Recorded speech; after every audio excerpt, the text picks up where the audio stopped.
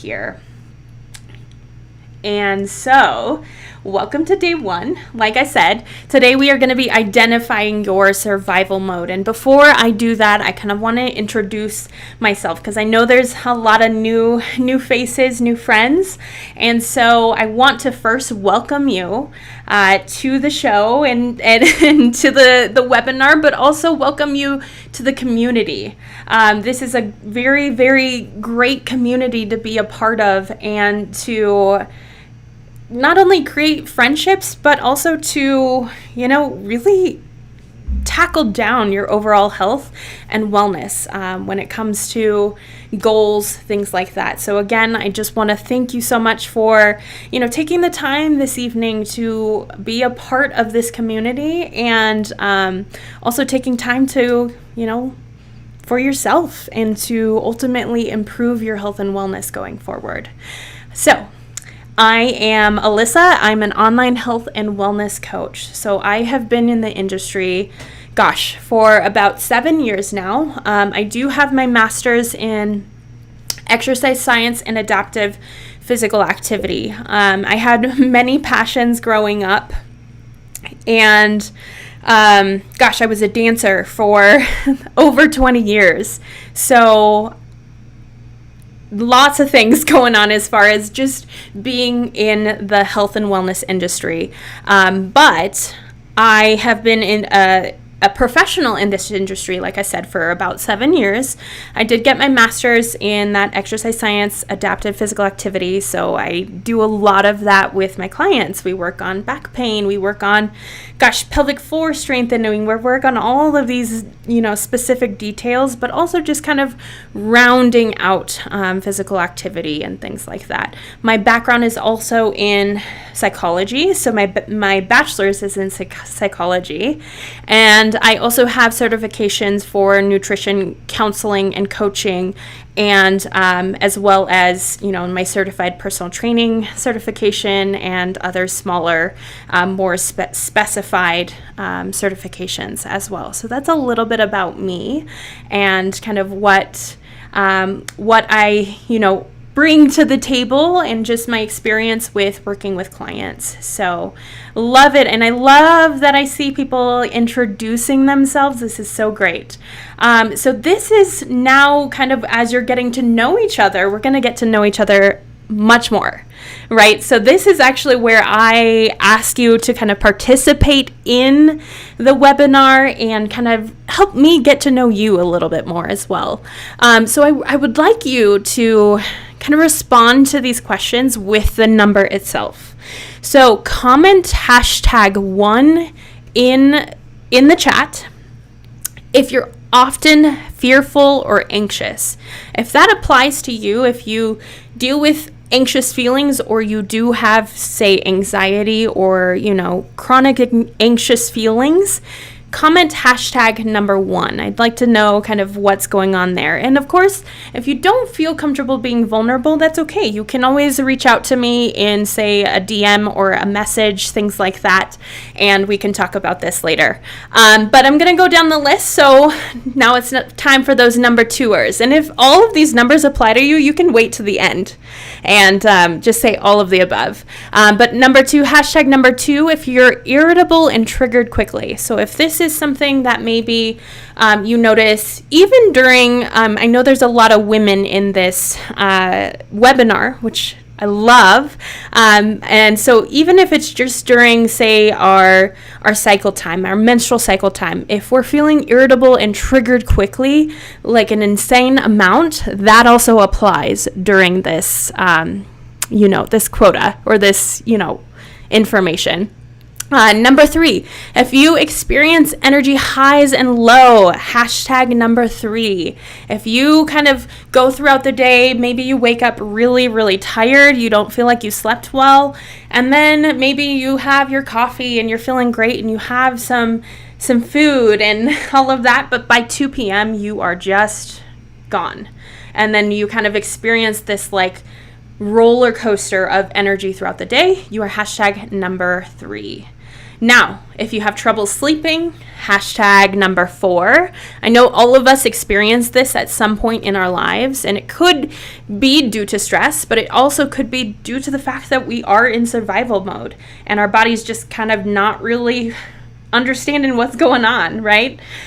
So hashtag number 6, if you're addicted to the hustle or can't slow down, if you're always feeling like you have to do something, and this is something that was kind of really brought to my attention last year during COVID, during quarantine, was everything was forced. We were forced to shut down, right? And that feeling of, okay, Alyssa, you have to slow down, you have to just take some time to just be, was so incredibly uncomfortable for me. And that was something that I was, had to work through and had to kind of create awareness around. And that is truly part of that survival mode that we're in. If you have trouble staying on routine when it comes to your health, so if you feel like you're on again, off again on the wagon, or you're not really quite sure where to go with your health, hashtag number 6. All right, love it. I love the involvement so far today. All right, and then 7 and 8, I can't count, but 7, you have an inconsistent appetite. So some days you're really ravenous and you just can't stop eating, and then some days you are like absolutely not hungry. Breakfast sounds like a not a good option, and then throughout the day you're like, I can eat some carrots or I can eat a piece of cheese and I'm good, but I don't really ever get super hungry. If that's you, hashtag number 7. And last but not least, number 8. If you have trouble losing weight, no matter what you do, you've dieted, you've done keto, you've done high intensity, you've done everything that you could possibly think of, and you're still having some times and you're still struggling and frustrated, hashtag number 8 for me. And like most of us, I have a feeling that might be something that we see consistently across the board. If not, I believe that most of us have, at least one or two of these criteria that kind of identifies this survival mode, just because that is what our culture really celebrates and really does kind of emphasize as far as productivity and always being on and always being this, and yeah, those are definitely all things that kind of have involvement in this. So I am going to move forward and I'm going to kind of show you. So we're going to talk about stress specifically. So obviously you were kind of, I love it. Yes, all of these. Okay, see, I love the vulnerability here, and that is what helps develop this community. And I love just how open people are and willing to share. But yeah, going forward, stress. If you kind of haven't caught on yet, this has a lot to do with stress, right? And stress can be good. Stress can also be bad. Stress inherently isn't a bad thing in our lives, and can actually be something positive to help us, become the better version of ourselves. But sometimes when stress kind of is too much, right? That's when it becomes too much for our life and too much to handle and too much to navigate. So for example, we have all kinds of different stress sources in our lives.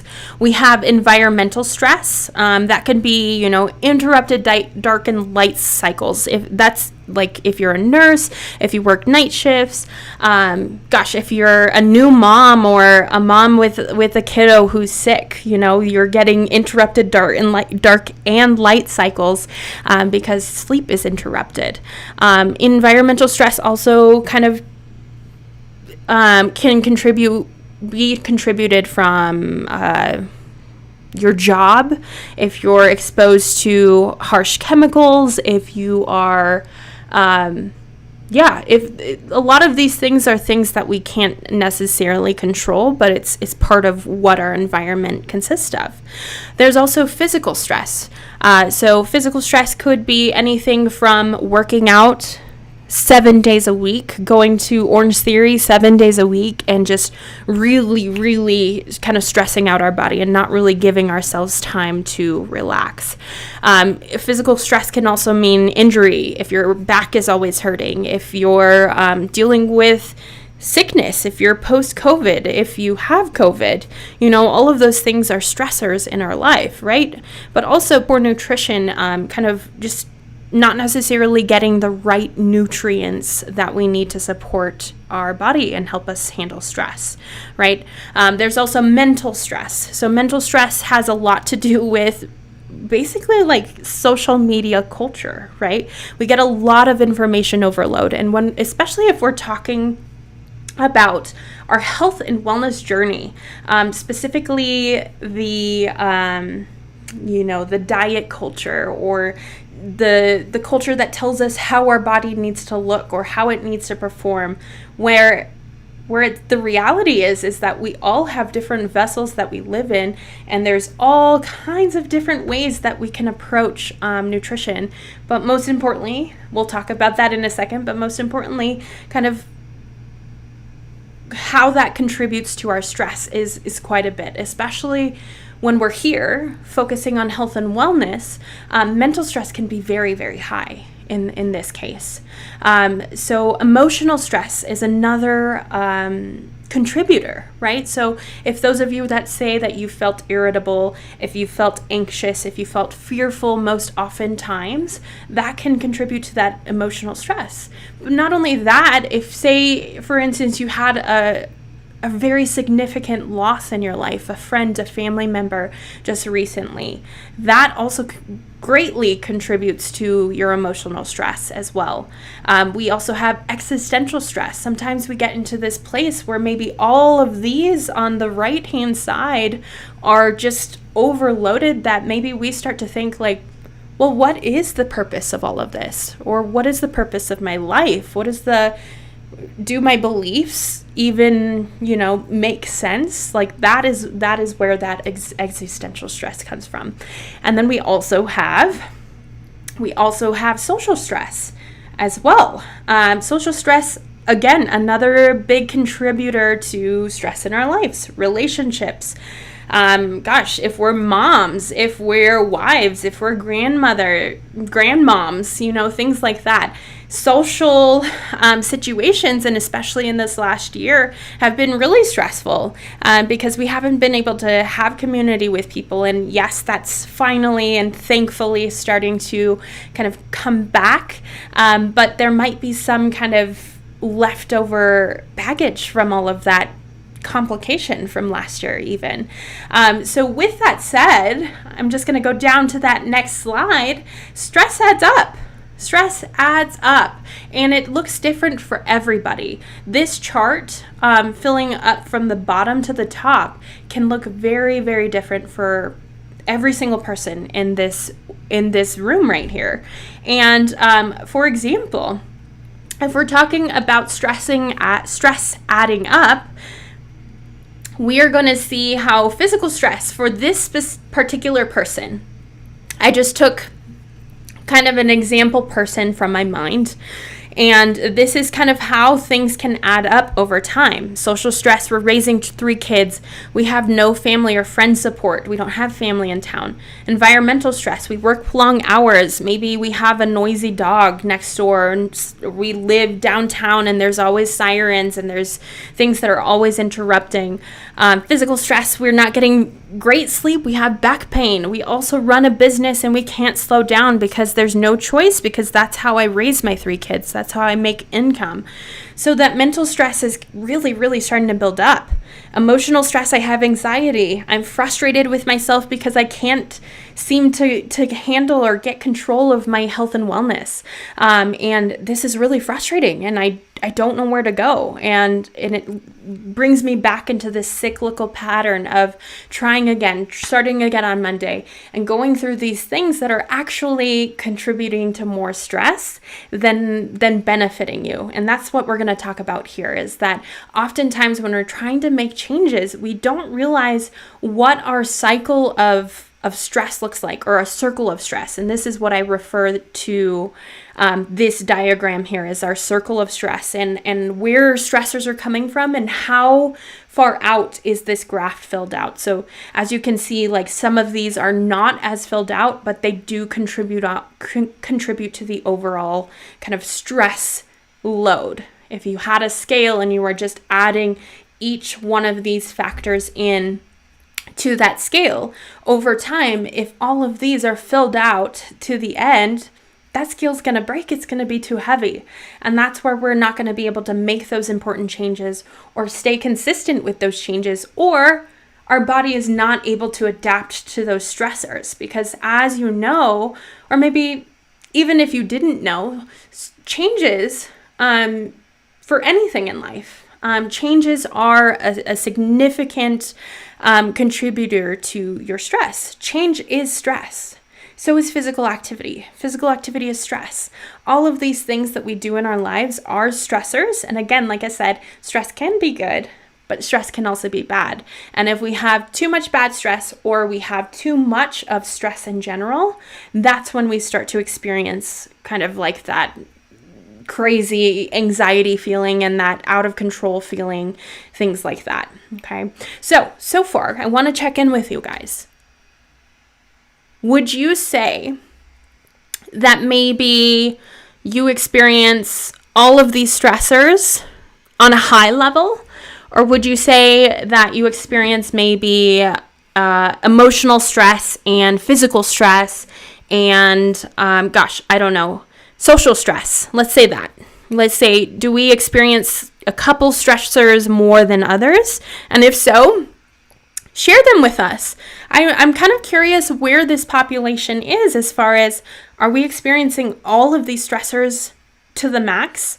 Or could you kind of identify where some of those stressors are coming from in your life, and how to identify them? Because that is a big part of dealing with this and helping you understand how to get out of survival mode. One, helping you understand if you're in survival mode, and most of us, we would probably say, yeah, we're somewhere in there, right? But a big key to helping you understand where to go from here is to understand where those stressors are coming from in your life. So yeah, Brianna, all of them. And I feel you. I know. And I think all of us have some sort of stressor from each one of these categories. And it just kind of depends on how significant those are from each one of these that, determine whether or not we're ready to take on new stressors. For me, this screen is cut off. For me, it's emotional and existential. I get that. Yeah, I absolutely get that. And a lot of these also play into each other. They also kind of, if we're feeling emotional, oftentimes we can also feel more existential stress, because anxiety and depression will then lead us to that existential stress of, is there really a point to all this? Sorry, I hit the mic. But yeah, so I thank you guys so much for, again, sharing and being vulnerable. And a lot of this are things that we work through together as a community and as a client kind of friend relationship as well. So all of these things are not the end all be all, and are not things that, like, if you find yourself kind of looking at that previous graph and you realize that maybe, oh my gosh, like my stress wheel or wheel of stress is filled out to the top. I have so many things in every single one of those categories that no wonder I'm struggling, or I will never be able to kind of make significant changes and all hope is lost. No. Absolutely not. And that is the point of this next slide, is that oftentimes we label things that, say, are going against what we'd like to do. So for example, if my goal is to improve my health and maybe start eating more veggies, and maybe stop eating as much, TV dinners, and start to exercise, right? And then all of a sudden, because of these stressors, I am finding myself eating TV dinners. I'm only working out maybe once or twice a month again, and we get frustrated, right? Because we're like, well, why do I continue to self-sabotage, or why do I continue to do these bad habits? And that is what I wanted to address here, is that there are no such thing as essentially bad habits in a sense. Yes, there are habits that are not necessarily helpful for, say, your health and wellness, right? Or things that you want to improve, essentially. But bad habits aren't just random choices. They're not just things that you do because you want to self-sabotage, or that you're trying to self-sabotage, but they are often behaviors used to cope with stress. They're an attempt to solve a problem. So basically, the way that I explain this to my clients, for anything really, okay, so for an example, if we're working on maybe not emotionally eating, right? And we're bringing that to awareness in our conversation. And then I have a client come back to me and they say, gosh, I can't seem to kick the habit of emotionally eating. Life is hard right now, and I can't seem to stop emotionally eating. Like when I get stressed, when I get really sad, when I get, in this certain mood or something triggers me, I just can't help myself.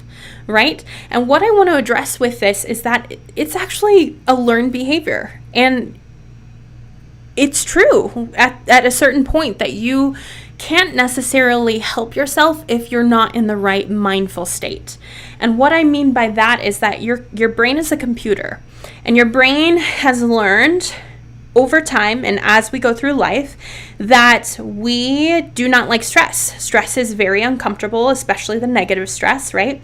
And we want to make sure that we don't stay in that spot for very long. And we'll talk about that in a second, good versus bad stress and the duration of stress, right? So what your brain has learned to do is make stress a lesser period of time, essentially.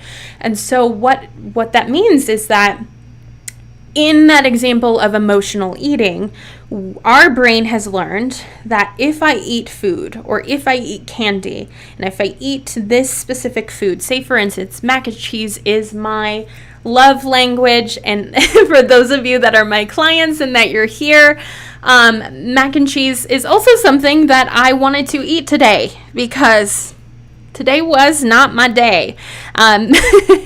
But also something that has really kind of helped me out of that habit is mac and cheese actually doesn't make me feel so great physically, right? So it's also kind of learning how to separate, say, emotional from physical and being in the right mental state. But for a while there, I had learned to comfort myself in stressful situations with a specific food, or say a specific habit. For some people it's going to be alcohol, for some people it's going to be food, for some people it's going to be excessive exercise. Whatever that is, our brain has learned a behavior, and it's not necessarily a bad habit or self-sabotage like I was saying, but it's just a behavior used to cope with that stress. So now when we're aware of those stressors and where they're coming from, so for example, looking at that stress wheel and kind of labeling out where that stress is coming from. So say for instance, in my social stress, maybe I am stressed about a coworker and my relationship, and maybe for physical, maybe I'm having a lot of back pain, and maybe I'm experiencing a lot of anxiety and emotional, right? So that would actually be my homework for you guys today, since we will see each other throughout the week. I want you to start identifying those stressors and where they're coming from. And then from there, we can start deconstructing, okay, this is the macro stressor, and this is my reaction to that stressor. And that maybe is what I see as a bad habit. So going forward, when stress exceeds our ability to cope and recover, that's when we experience what's called allostatic overload. All that is a fancy word to say that our stress wheel is maxed out to the max, and we don't have the ability to go from a stressor to a stress response to a recovery, right? We just go from a stressor to a stress response, and that's it. And we just keep going there. Stressor, stress response, stressor, stress response. That's out. That's the cycle of, say, emotional eating or binging or anorexia or alcoholism or anything that we're dealing with that, say, we have labeled as a bad behavior. Say, for instance, if we've dieted forever and ever and ever, that is also a stress response, right? So we go stressor.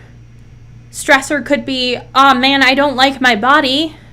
I don't like the way that it looks or feels, or I should be looking a certain way compared to other women, so I'm going to diet. And then maybe this diet is really frustrating and super unmaintainable, and so we just stop. And then we're either, maybe we lost a little bit of weight, or maybe we're worse off. And then we're more stressed. We come back to that stressor stress response instead of going from stressor stress response, which is maybe that bad habit, to the resolution. So that's where we need to connect the dot, is kind of go over the arc instead of going back in a circle. Okay. So allostatic overload is just, again, that fancy term to say, like, hey, it's possible to kind of overload your brain, your body, your life when you're trying to make all these changes. For instance, taking out all carbs, trying to exercise 5 times a day or 5 times a week. 5 times a day would be quite a bit as well. I can't even do that. So yeah, that's hard. But if you're doing that, that is also kind of contributing to that stress wheel. So like I was talking about, good stress, bad stress, right? So our brain has learned to make things short-lived, right? Because that's better. So that's maybe where that stress response comes in. The dieting, the emotional eating, the running to alcohol, all of these things kind of make it seem like it's not a big deal. It makes it seem like, hey, it was short-lived. I only felt it for a moment because I was able to cope and kind of console myself in that situation. So it's actually not something I need to pay attention to until it happens again, right? So good stress is short-lived, it's infrequent, and it's over quickly. Okay. So for example, that's like, hey, let's go on a jog, right? We know that jog for most of us, unless you're a runner, is not the best kind of stress, right? I'm not a runner. I do not like cardio, but I have this year tried to improve a little bit on that. So that's kind of where I'm at with cardio. But cardio, as we can say, is a good stress. It's going to be short-lived, oftentimes maybe 20, 30 minutes. It's going to be infrequent, and it's going to be over quickly.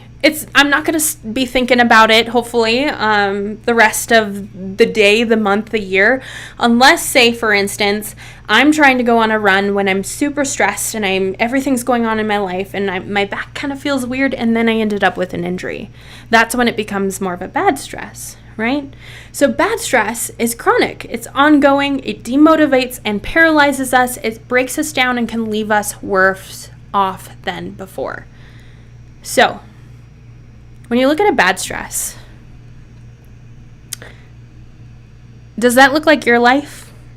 Would you say that most of the stress that you have in your life, say for instance, Jessica, with the emotional, or Caitlin, emotional or mental stress, or Brianna, existential stress,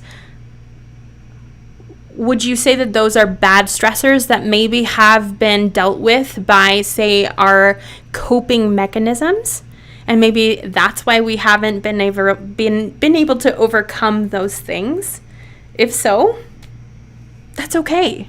But just being aware of that helps your brain understand that, hey, this is actually not a good stress. Even though that it was short-lived because I self-medicated with mac and cheese, it's actually something that keeps coming up. Okay? That's something that also is beneficial for, say, a relationship, for a marriage, for example. So if my husband and I are having an issue that keeps coming up, that's going to be something that's bad on our relationship, and that we need to address that in a deeper level and not just saying, oh, sorry, okay, let's move on. If it's something that keeps coming up, that's something that needs to be addressed in a deeper level. That's the same thing with your relationship with yourself, right? If it's something that keeps coming up, for instance, your relationship with your body. I don't feel happy with my body. I feel disgusting. I don't like what I look like in the mirror. And then we deal with it in a way that's maybe not beneficial to us, right? We go on another diet. We get discouraged. We get demotivated and paralyzed. We get broken down and can be left worse off than before, right? So if it's something that keeps coming up, why not be more mindful of why that's coming up, or how are we going to deal with that stress, right? So understanding good and bad stress is understanding, okay, is this something that I can control? Is this something that I can control but I need to work on? Or is this something that's out of my control? Okay, so the truth is, chronic dieting, and I say this specifically because I know that my community is very aware that I work with people that struggle with body, with food relationship, with all of that. I know that maybe you have some of that in you because you are here and you joined from my community and you know that maybe I've been through it as well. The truth is that chronic dieting is a symptom of survival mode, and it's often harmful stress on our lives. So, again, going back to the good and bad stress, is it something that we are putting into our lives that's actually making things more difficult, right? So, I want to give you just an idea of what the stress can do to our body other than, say, create stress and overload us, right? Physically, physiologically, these are the things that can happen. And there's a whole big list of things, and I can get very scientific into this, and I didn't want to get too crazy into these words, but I did want to give you an idea of, say, what if we were in this allostatic load? What if we were in this cyclical pattern of stress response, and we're never able to kind of go over the arc of dealing with that and getting to the recovery, right? So, stress body connection. Say if we had a long cycle of this stressor, whatever it is, several stressors, we might experience things like elevated heart rate, blood pressure, high blood pressure. We might also feel very shaky and irritable because of your funny little thing called adrenaline, right? This is your epinephrine. So that's the thing that kind of helps you go into that fight or flight mode. But if you're in that fight or flight mode for months and years and decades, that's definitely going to have an effect, right? Because good stress, again, if we remember, is short-lived, is over in a couple minutes or couple hours, and it's done. But if we're in this high elevated heart rate, high blood pressure phase, imagine what that's going to do, to our physiological self. Our heart rate's always working. It's working too hard. Our blood pressure is having to keep up. Our adrenaline, our hormones are having to keep producing, and those become more of the, predominant hormones in our bodies because we're asking our body to continue to develop those. Immune system, often weakened I don't know about you, but there was a time where I was just getting sick quite a bit. And that was also something that I had to realize, like, hey, got to check your stress, right? Check your stress. Check how you're coping with stress. And you're more likely to get sick. Okay, that's a very basic explanation of what happens to your immune system. Lots of things are happening. Your T cells, your B cells are affected. Your gut microbiome. I'm very, very big on gut microbiome with my community. And your gut microbiome develops 90% of your serotonin. Serotonin is your happy hormone. And if you don't have a balance of that because of the anxiety, and maybe we're not feeling right, like well for the community in our gut, we're not developing that happy hormone, right? And then endocrine system. So notice how I mentioned that, say, your epinephrine, your adrenaline, all of those hormones that keep our body in that stress phase actually become predominant. So what happens is that the HPA axis, or the HPG, so this is your kind of your hypothalamus, your pituitary gland, and your adrenals, right? So that's the cycle between your brain, your pituitary, and all of the hormones that go on for sexual health and things like that. So what happens is that the hypothalamus is sensitive to stress and stop producing sex hormones. Now, sex hormones aren't just there to make babies. They're actually there to do quite a bit of stuff. You'd be surprised how much estrogen contributes to so many factors of our body and our energy, our metabolism, everything. And so it's no wonder why we're struggling to, say, maybe lose weight when we're struggling, say, with this HPA axis, right? So HPA, adrenals, HPG, gonads, right? So for men as well. So lower testosterone in men, things like that. So it'll down-regulate your thyroid hormone production. Again, hormones aren't just there to make babies. They're there to help every function in your body. And women have receptors on every cell of their body for estrogen. So all of these things that are down-regulated because all of these other things are priority, right? So last but not least, I have homework for you guys today. So first I want you to identify where those stressors are coming from. So I am going to be sending out your stress wheel, and I want you to fill it out. I want you to even maybe post it in the community, and I'm going to mention that just in a second here. But yeah, the more you post and the more you're involved in this community, the more you just have support and understand that you're not alone. Because I think that's also another important part of your health and wellness, right?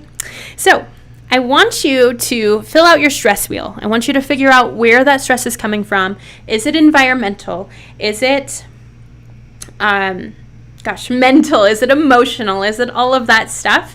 And understand that. Just kind of identify it. List it out. Where's that coming from? Because you can say, yeah, it's emotional. Yeah, it's environmental. But I actually want to know, I want you to know where that specifically is coming from. Is it your job? Is it Maria at work that keeps calling you bad names? Is it, I don't know what that is. But write those out.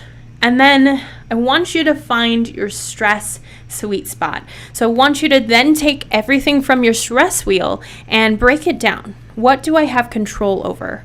Well, I have control over whether or not I can choose to move my body mindfully, daily, every other day, whatever that is. Do I have some control? So say I have 3 kids and they all have soccer practice on 3 different days, right? I have some control over their schedule, but not necessarily, right? So there's some control there. Maybe I can find some teams that meet on the same night, so that way I'm, taking them there, and then I have time to work out, or I have time to do things. And what are things that you have no control over, right? And so that looks different for everybody. Sometimes no control would mean I don't have any control over my environment at work. But sometimes total control means that I have control over my environment at work. maybe my job's super, super stressful that it's actually not worth it for me anymore. Maybe it's time for a change, and maybe that's something that we need to realize, right? So that's your homework today. Identify your stressors and kind of find out where that control comes from. Last but not least, you guys all have the opportunity to, win 1 month of coaching with me. So I am very glad that you're all here and participating, but I definitely want you guys to get more out of this. And so the community that I was mentioning, I'm going to kind of pan over to that real quickly. And this is the community. So this